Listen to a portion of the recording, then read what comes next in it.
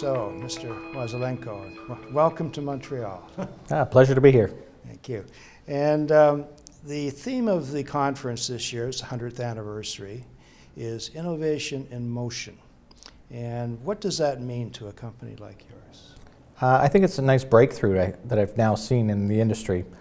This is what actually brought me into investing into the forestry sector. If I go back 15, 20 years ago, a lot of companies are going through tough times.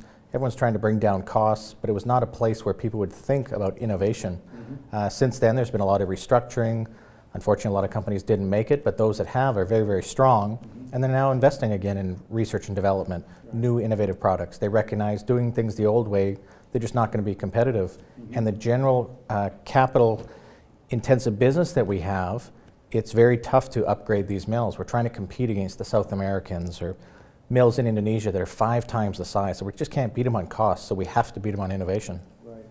And what sort of initiatives is your company making towards innovation? We have 2 divisions left right now on the forestry side. We had 3. We just recently sold one because we drove forward innovation. We put in a brand new product mix for this particular paper mill and took it from a break-even operation to making 30% margins and sold it off for approximately 40 times what we paid for it. So it's been that one was a great turnaround situation. Right. We're now doing the same thing at our other mills, trying to drive innovation. So we have a banknote mill in Switzerland, and with that, we're focusing on very high margin, new, unique security features, where we don't really sell product on the $700, $800, $900 a ton, where you really have to worry about your costs and the margins and the price of the underlying pulp or anything like that. We can sell products up to $80,000 a ton. So it's all innovation, R&D, and trying to drive that business forward. Right. And here in Canada, we're focused on creating a new division where we bought an old, high-cost paper pulp mill and have converted it to dissolving pulp. Okay. And so we feel that's long-term viable future of the business to extract more value from the fiber. Right. Now, in the short term, though, dissolving pulp has some difficulties, especially with the export to China. And please tell me about your positioning on that and what might happen with your positioning on dissolving pulp. Yeah, so when we look at it, when we first invested in it, it was trading around $850, $900. We believed in the long-term thesis of dissolving pulp, and we still believe in that. Unfortunately, it got ahead of itself. It created a speculative bubble, and it brought in a lot of new entrants. Right. With that, the Chinese decided to build mills where, to be honest, they have no rightful reason to build them there. They are a high-cost producer when it comes to making dissolving pulp. We should be able to make our pulp at around $700. They need over $700 just for their fiber to get it to China to then start the process. Right. So from there, they've now determined that they're not going to be competitive, and the only way to try to gain some competitiveness is to put in a duty. So it's only the second duty in the history of Canada. The last one was in 1999 with newsprint. So we've been, very unfortunate we got caught up in the middle of this. We think it's a little more political than fact-based, and we're lobbying the government. We have got lots of reasons, arguments, excuses, and ways we can define why the duty should be brought down materially or even down to zero, but ultimately it's a political decision, so we're doing the best we can. Okay. So what are the short-term decisions that you have to make? We just have to keep bringing our costs down. So while I've always tried to focus on industries or businesses where we can have high margin, high growth rates, and which allows us to make some mistakes along the way or to have a few hiccups, and they're sort of washed under the carpet a little bit. Now with this duty, it really causes this margin compression, and unfortunately we just have to get these costs down. So we're more focused than ever to really create some efficiencies in the operations. Yeah. Now, are you considering moving to some other type of pulp, market pulp, in the interim? We are considering making some paper-based pulps in the interim. We think there's a good margin or better margin than some of the dissolving pulp when you factor in the temporary duty. And so with that, again, we're keeping our options open. Right. Once the final duty comes through, we think we will be successful in bringing the overall duty, the preliminary duty down, which will allow us to go back to 100% dissolving pulp. Okay. And how is the Thurso mill operating right now? We actually have it down for some market downtime and to improve our overall run rate. So it's been nothing short of a disaster. We put a plan together. I'm not a pulp and paper background type of guy or an engineer. I wish I could get in that mill and fix it myself, but I have no business even being in the mill, and we've got very talented people doing that. But at the time when we converted it and turned it around, we were expecting a very short turnaround time and ramp-up curve. It did not transpire that way. It wasn't even close. And we keep facing hiccups and hurdles. I would say about 75% are self-inflicted, just due to reliability issues.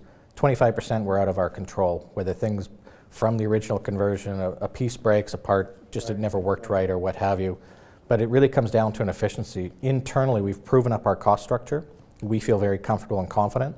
But with all these unreliable issues or factors, the mill just keeps going down. We can't get a good 2 weeks going, and then it goes down for a day, and then there's about $500,000 to turn it back on and start it back up and ramp it up.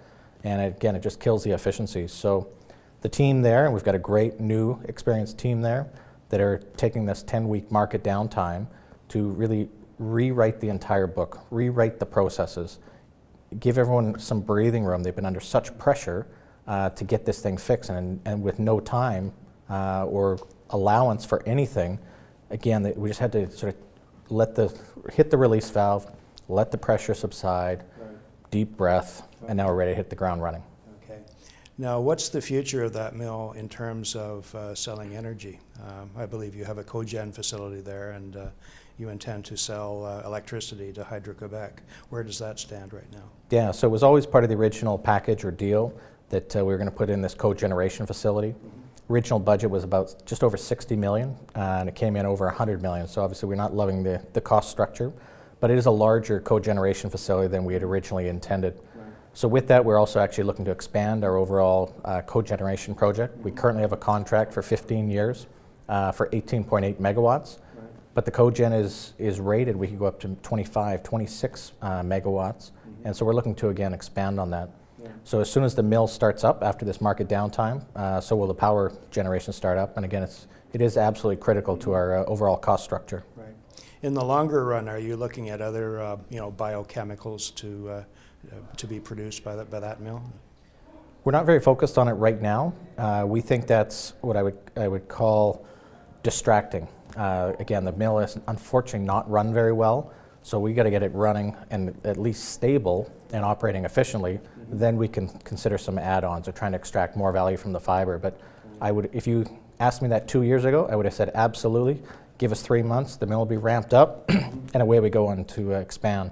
But right now, again, until it's there, I'm still even somewhat of a non-believer because I've been burned too many times with the team or the previous team telling me it's just around the corner. It's coming. We're almost there. Now, one of the issues in the industry right now is an aging workforce and a lot of potential retirements coming up. And what are your plans for renewing your workforce, and how important is that to you? Very important. Obviously, it's critical to have new, young, vibrant talent, but also you need that mix. You need the experienced guys to be able to pass that along, but you need that energy and the excitement. We're very fortunate that our Thurso mill is so close to two main industrial and urban areas of Ottawa and Montreal that it's not nearly as big an issue for us in attracting this younger talent. At some of these remote regions, again, the best and brightest, you're just not going to get them up there. Okay. So, Mr. Wasilenkoff, I wish you a pleasant evening and enjoy your stay in Montreal. No, thanks. Have a good night.